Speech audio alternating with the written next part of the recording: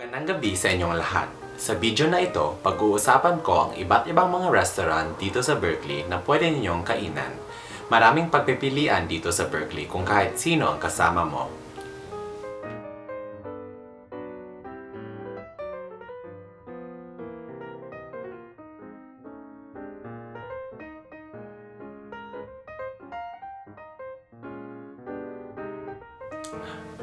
Kapag nagbibisita ang pamilya mo, punta kayo sa Rangoon Superstars sa Telegraph Avenue.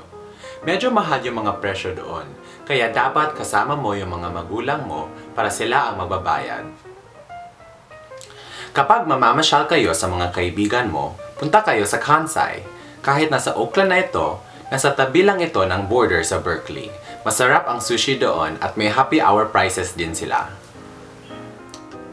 Kapag kaibigan ang kasama mo, punta kayo sa Angeline's Louisiana Kitchen sa Shattuck Avenue. Madilim ang ilaw doon para mas romantiko ang mararamdaman nyo. Kung hindi, matago man lamang ang mga bahid mo.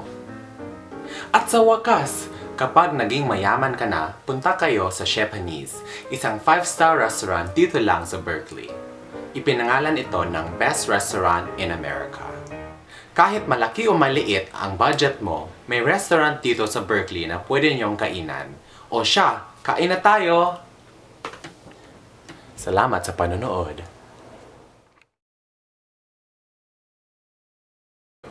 Madilim ang ilaw doon para mas romantiko ang Tagalog is so hard!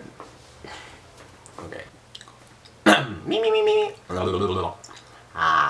Okay. At sa wakas, kapag naging mayaman ka na, punta kayo sa Chef Hanise, isang 5-star restaurant dito lang sa Berkeley. Madilim ang ilaw do. What? Kapag kaibigan ang kasama mo, punta kayo sa Angeline's Louisiana. Salamat sa panonood, ha!